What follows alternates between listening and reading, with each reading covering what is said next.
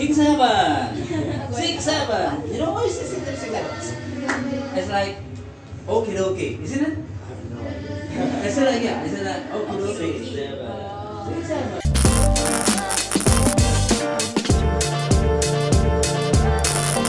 Hi, Richusers! Welcome back to Bring the Bride Podcast! Woo!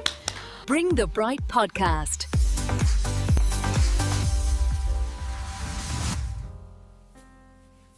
Okay, so we are back with our new podcast, but today's podcast is kind of different because we are going to do the podcast in English version. First of all, I'm going to introduce myself. My name is Inessa and I'm going to be the host for today's podcast. And so, we have Duan Alicia and Hanung. Yay! So today we have Mr. Justin as our guest. Mr. Justin, please introduce yourselves to the viewers. Well, as Nissa says, my name's Justin. I come from England, from London. Those of you who know anything about London will know Southwest London. My kampong is Chelsea. I have two football teams, Chelsea and Persija. I've lived in Indonesia for over 30 years now, so you can call me Bule Lokal if you want. I'm a teacher. I started teaching English in England. I taught for 2 years in Italy, a year in Budapest, in Hungary, yeah, and then came to Indonesia. I'm now married to an Indonesian woman. We have 2 grown-up children, and that's me. Okay, so if you have lived in Indonesia for over 30 years, your English accent is still, natural. Yeah. I thought Yeah. you were going to say it in kind of like Indonesian I don't think you accent. ever lose your mother tongue. Uh, I don't think so, yeah. do you know any vocabularies from Indonesia? Like, can you speak Indonesian? Nggak bisa. Nggak bisa? Malu. Malu. In daily life, in your household, do you speak English or Indonesia? What makes you think I speak to my wife? We haven't. I'm kidding. Campur. Mix. English Oh. and Indonesian. Okay, so your wife can speak English basically. She can. Intermediate level. Oh, alright. Where do you guys meet? Oh God. Can you tell us the story about your household? Well, this is interesting. You asked me about vocabulary. I know the Indonesian. I don't know the Bahasa Inggris. Jodoh. Jodoh. How does that Soulmate. translate? Soulmate. Soulmate. Well, I'd made a conscious decision to find a girlfriend. I was 30 years old and I thought, I need a girlfriend. Literally the next day, I was driving home by taxi. I thought I would stop at the local supermarket on Gatot Subroto to get some groceries. I got out of the taxi and coming out of the supermarket was this apparition. Beautiful, tight jeans, pantat goyang. And I was just sort of like, wow, that's nice. And suddenly the shopping bag split open. Oh, it's like a movie story. Honestly, I ran up and I went into Hero supermarket, got some more plastic bags and helped her. And she was really scared, like, who's this bule? Anyway, I invited her to the canteen for a bakso or something. And she said, no, mister, no. But I gave her my phone number. And 3 days later, she called me and we started dating and that's it. That's smooth. Oh, wow. And then how long have you guys been dating? And at what age you guys get married? Well, we're the same age. Same age? We're the same age, yeah. Oh, it's early then. Well, not really. So I got married in 95. 95? 30 years ago to this. Yeah. So I guess we met when I was 28. Oh, 28. Dating, we dated. Her father was like, yes, but you must bring, even though she was 28 years old, she still lived with her parents. She must be home at midnight. Really?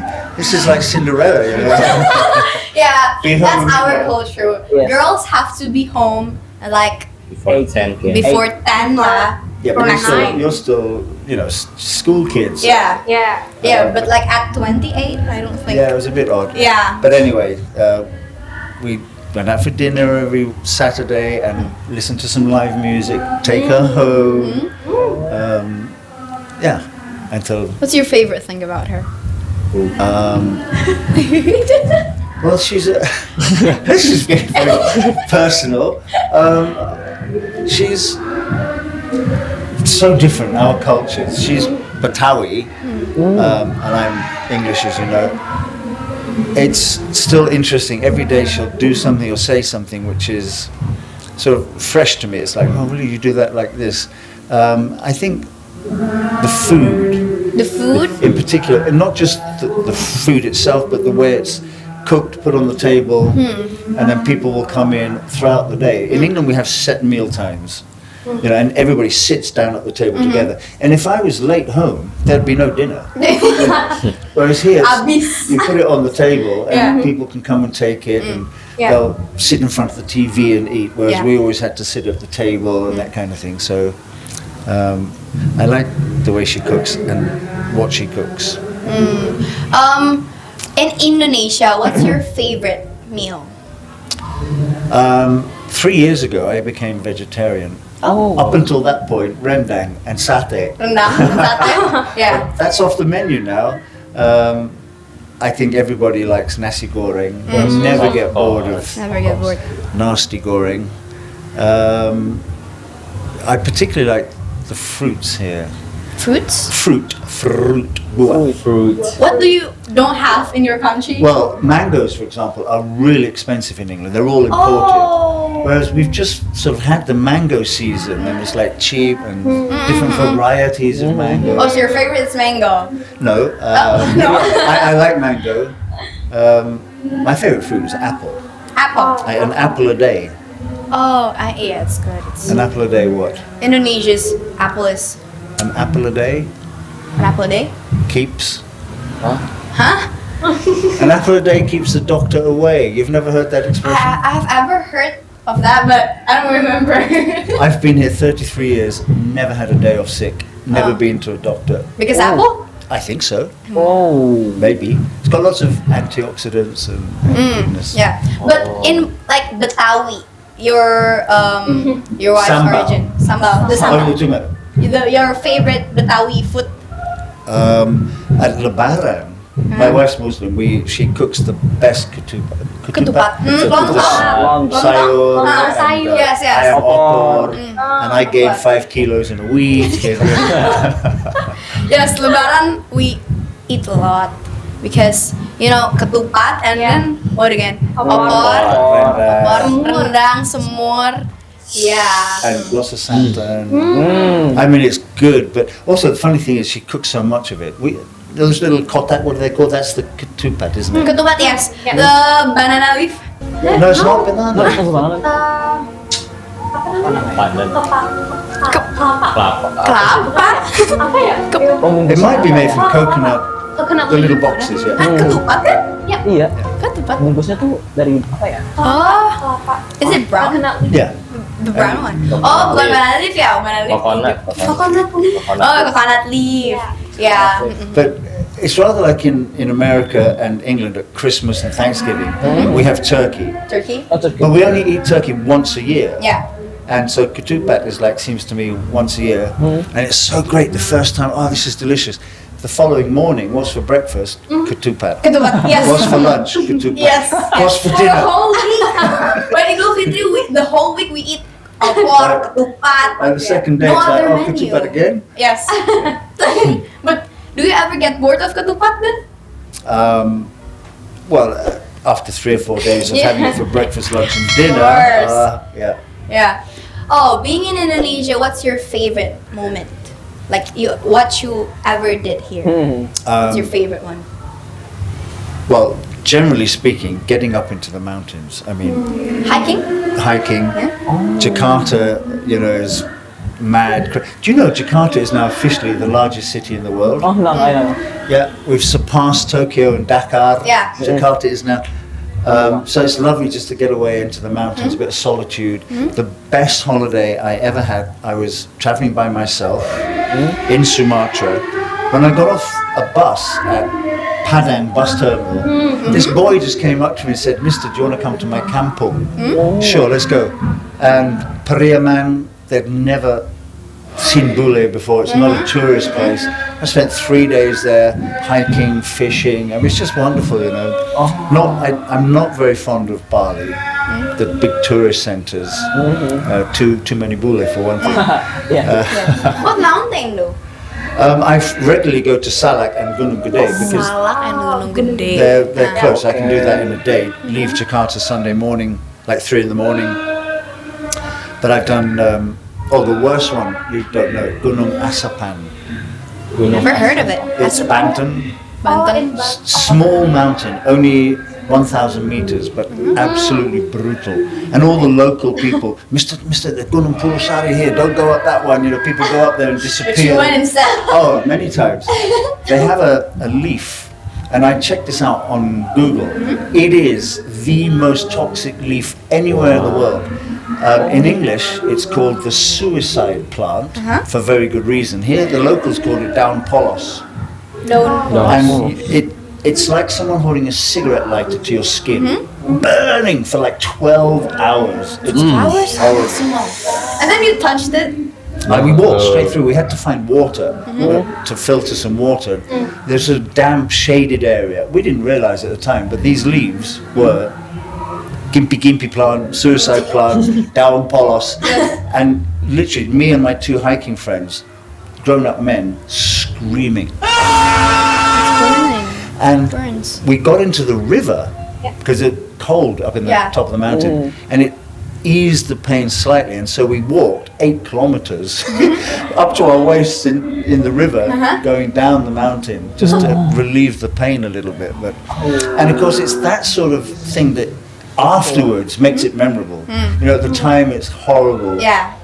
Maybe if you've ever done any hiking, you're sort of stitched, you're in pain, your legs ache. But when you get to the top, the sense of achievement is just fantastic. Yeah. So that's what I like most about Do it. you found any animals? Like endemic animals? Yeah, the coolest thing, I swear, was we call them gibbons. Gibbons? In local, they're monyet owa. Monyet owa, they're gibbons. It's the rarest primate in, I'm not sure if it's in the world, but there's only 2,000 left in the wild.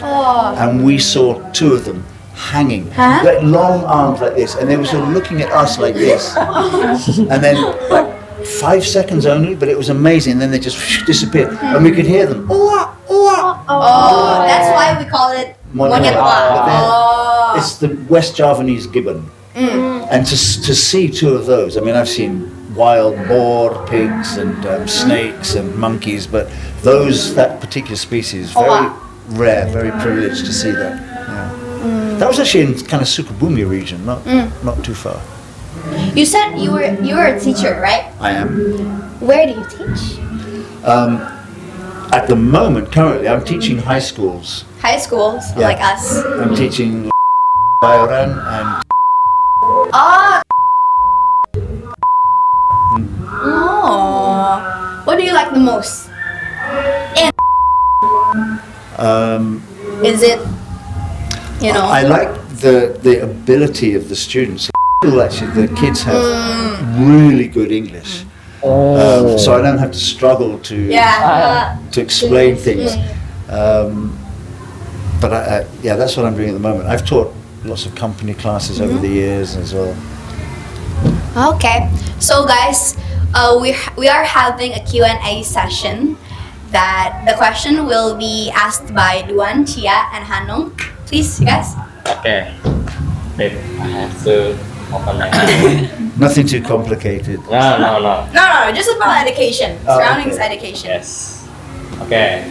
First question is, what advantage do you think Indonesian students can get if they start becoming confident in English early? Advantages Yes. of speaking English. Early, yes. Well, speaking English early, because children learn like sponges. It's not like with adults. Adults need to have things explained and grammar and so on. Kids, you don't say to a kid, okay, milk is made by a cow. That's passive. That's the verb to be plus past participle. You don't have to teach that, whereas adults want rules. So kids, getting exposed to English, kids learn through acquisition, listening and repeating. So if kids have already got a basic understanding of English by the age of 6 or 7, they will go on to be quite fluent. The later you leave it, the harder it becomes. See, okay. Thank you, Mr. And the question is, since English is your first language, what do you notice the most when talking to people who are still learning it? Well, Indonesians, as you know, have the Roman alphabet, A, B, C, D. So generally speaking, the pronunciation's not such a big problem. I've taught Korean, Chinese, and Japanese people. They have real issues with pronunciation. Yeah. With Indonesians, there is that final consonant, because if I saw the word tidak, I would say tidak, Tidak. because there's a K at the back. Whereas Indonesians, tidak. Tidak. Yes. So, for example, the past tense of help, pakai ed, is helped. Help. And it's very difficult for Indonesians to say Yeah. that. I walked. Yesterday, I walked. Other than that, pronunciation's not a big issue. Okay. It's also difficult to say like risks. Risks. And risk. Text, Risks. to text, send a text, Yes. and the plural of text, texts. Yeah. Texas. Sounds like a snake. Next question. Next question and last question from me. From your perspective as a native English speaker, how do you see the role of English in global careers today?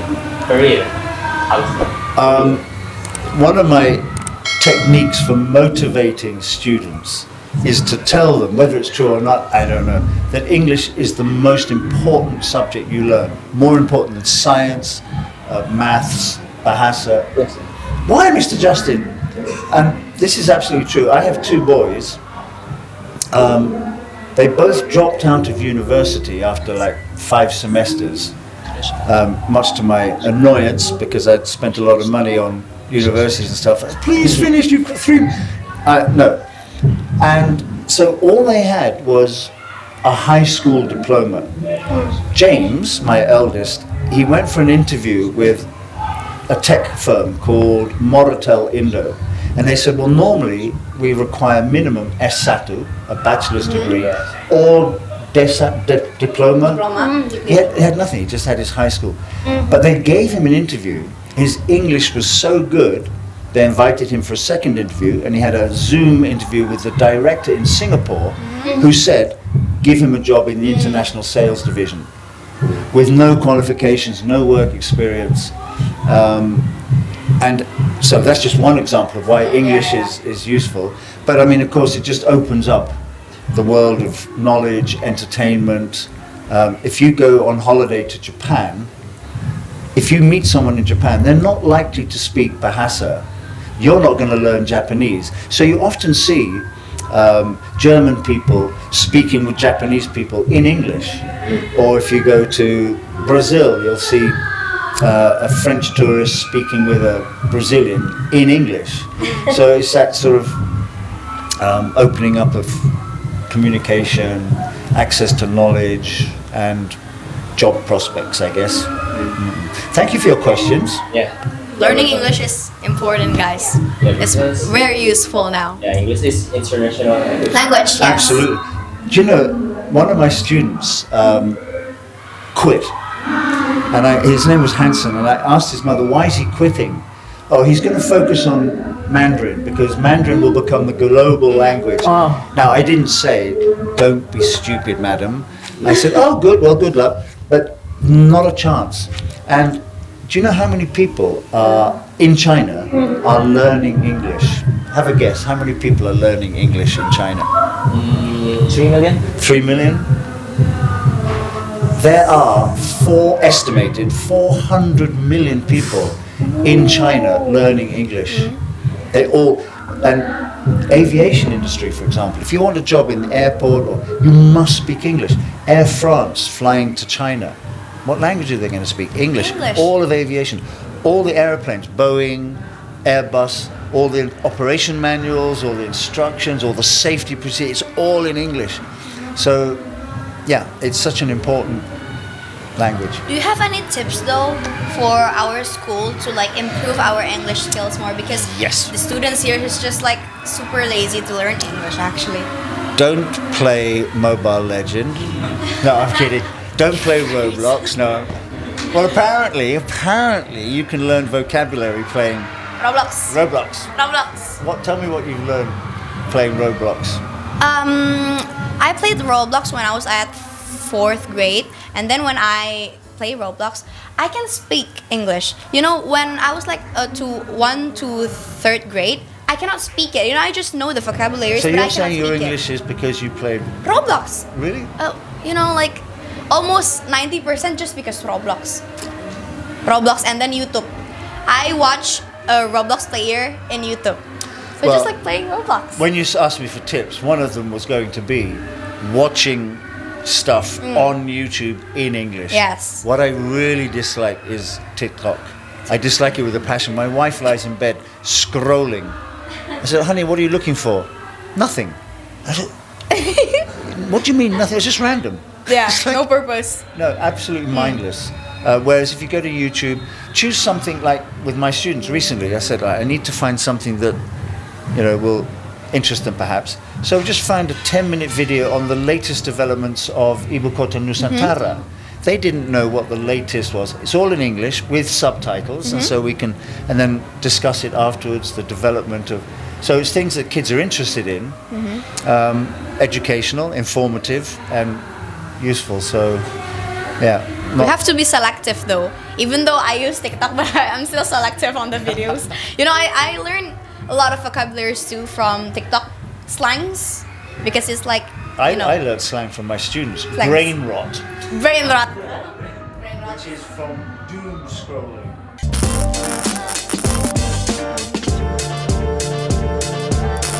Okay, Mr. Justin, do you know any slangs though, like today's slangs? In addition to doom scrolling, Doom scrolling. my students call me a bit of a dinosaur because I don't know a lot of the modern slang. One thing I've noticed is about 7 or 8 years ago, you would ask a student something and their response would be, whatever. Whatever. And now you ask them, like, have you had lunch already? 6, 7. What does that mean? So I don't know if that's not really slang, is it? It's just an expression. It is actually a slang. Oh, is it? Do you guys know any of the meanings of 6, 7? I know where it comes from. So-so. Comes from It's the- so-so. Oh, it's so-so. So-so. Oh, so-so. Like, okay. So-so. Have you had lunch yet? So-so. Okay. so like context all 6, 7. But another thing, I think it's a form of slang, is abbreviating words when you text. So I was really confused in the early days of texting when one of my colleagues, a very attractive woman, finished the text message with LOL. Now when I was a boy, LOL meant lots of love. So Loud. why is she, Loud. why is she sending me this lots of love? And someone told, no, that's laugh out loud. Yeah. Even when I texted your lovely English teacher here, Buyuna, this morning, I said, I am on the way. And I wrote O-N-T-H-E. No, I didn't write O-T-H-E. Oh no. I don't use, That's not that way. I know TBH, to be honest. To be honest. W, no, I won't say that one. Oh, yeah. IDC. I don't don't care. Oh, I don't care. I don't know. IDK. IDK. I don't know. AFK. FK itu kayak apa sih? AS. Stop the game. Oh, isn't it To do away something. from keyboard if you're teaching Yeah. online? Away from keyboard. Away from keyboard. Away from keyboard. Oh, AFK, AFK. okay. Betul. IMO. In my opinion. TMO. TMO. TMI. TMI. Taman mini. Too much information. Oh, yeah, too much information. But what about other slang? I mean, what's current slang? You talk- PMO pisses me off. Oh, okay. But not texting abbreviations, other slang like Slangs. expressions. Because English is very idiomatic. We have lots of Yeah, idioms. slangs. I think we use it a lot on taxes. Yeah. Like in real life, we barely said any slangs.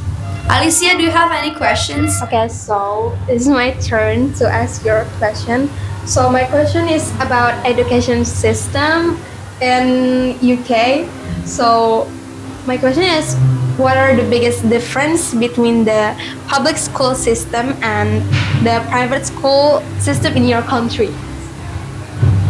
Private school and public school in England. In Yes. England. I went to a private school and it's very, very privileged. Of course. The facilities are just. I sometimes show Google search images and show people where I went to. It's bigger than Hogsworth, you know, where Harry Potter went to school. Acres, hectares of land for playing sports. We had full-size athletics track, Olympic-sized swimming pool, tennis courts. We had a 9-hole golf course, a chemistry lab, which, I mean, every kid has their own Bunsen burner. I saw recently a trend in England. We've always had streaming. So smart kids go in a class together and have accelerated learning. The average kids go together and the dummies go in a class together and learn more slowly. And one of the problems I have as an English teacher here is that some of my students are super lanchar in English. Some of them are average and some of them are clueless, you know.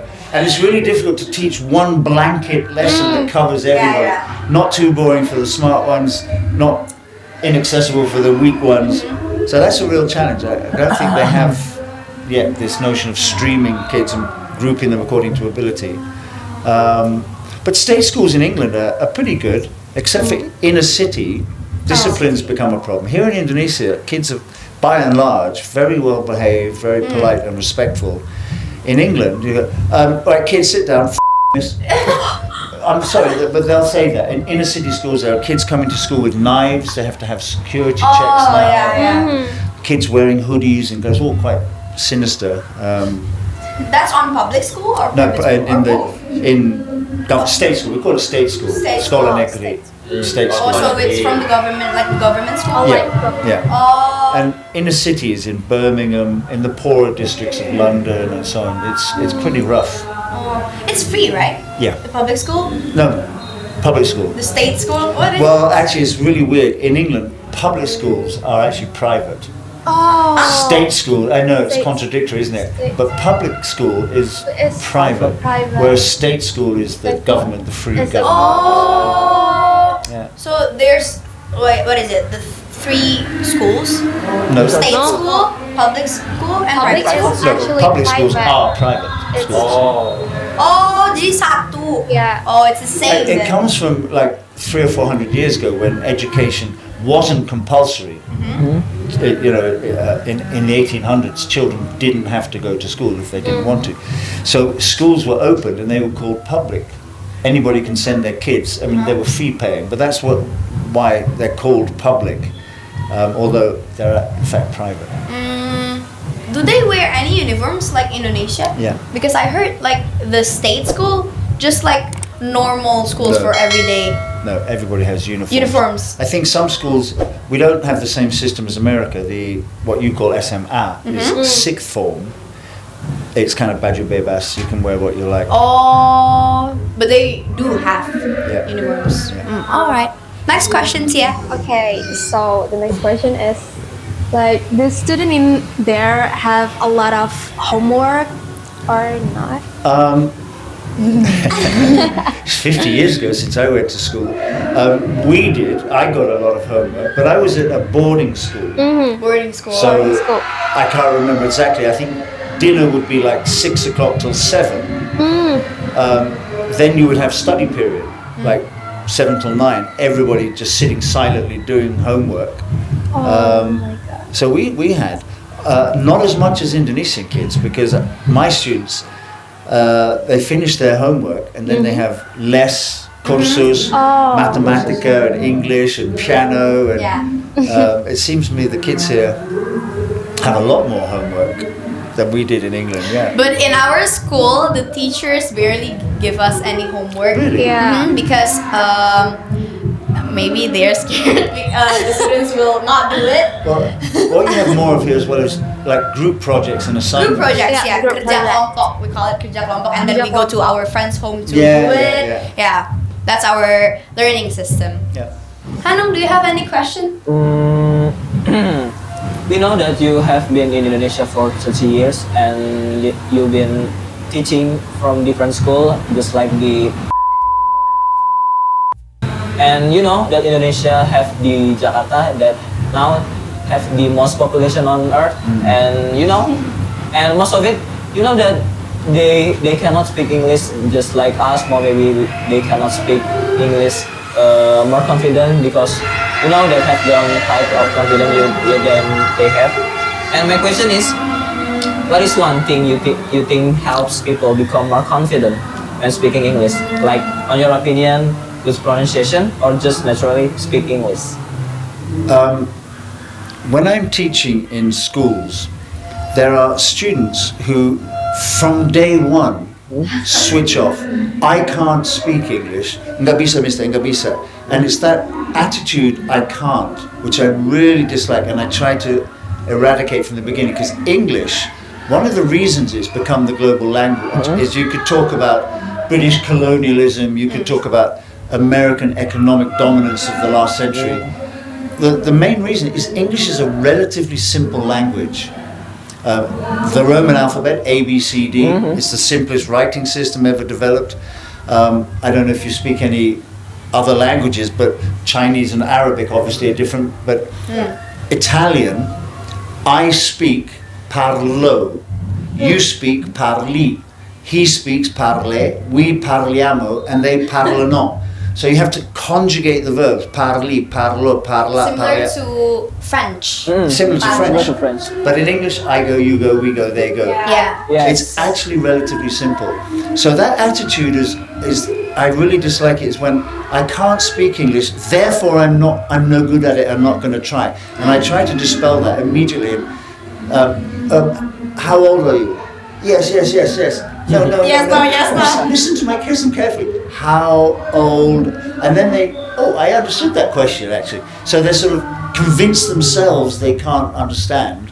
And so when I ask a simple question, they just smile and go, no, yes, no. Like, it's like, how old? Oh, yes, I'm Tika Black. Well, they got I am, and they've understood the question, so just slowly trying to encourage them, as you say, to believe you can do it, because it's actually not that difficult. Okay. Next one is, by the way, do you think Indonesian sounds funny when we try to use English language? It is. Just No, admit it. it's not. No, I'm trying to think of some examples. I mean, no, and I actually as a teacher would never ever laugh at someone speaking English, even if I thought, oh, that's ridiculous. I wouldn't, because I don't want to embarrass them or discourage them. No, I can't really think of. I can think of some occasions when people have mispronounced a word and kind of changed the meaning, which on one occasion was rather unfortunate. But generally speaking, no. The pronunciation is pretty clear. Word order. I sometimes find myself saying things. Okay, kids, you've got 2 minutes again. Now that's completely wrong, because that's 2 minute lagi in English, and then I start saying it in Bahasa. I say, okay, dua lebih minute, because in English it's 2 more minutes, not 2 minute lagi. So word order, and sometimes things don't translate directly, because if you said 2 minute lagi, that is 2 minutes again, but that's not actually English, it's 2 more minutes. So then I say it in Bahasa, dua lebih minute, hoping that then they're like, oh, it's 2 more minutes. So Misunderstanding. yeah. Okay. Miscommunications. Well, it's interesting because we still communicate and everybody understands. It's just wrong, though, isn't it? 2 minutes again is understood, but it's not actually Yeah. correct. Yeah, 2 more minutes. That's the correct one. That's all we've got now, isn't it? 2 more minutes. Do you have any questions, Hanu? No? Thank you for your Is question. it enough? Thank you, Chia. Thanks for your question. All right, Mr. You're Justin. welcome. Okay, guys, that's it for our today's podcast. Mr. Justin, thank you so much for Thank being you so here, much. for Thank you. answering. Learn English, guys. Okay, guys, registers, see you guys on our next podcast. I hope you guys enjoy today's podcast. Bye. Bye. Thank you. It's a wrap. Keep things straight. Bungkus. It's a wrap. Bring the Bright Podcast.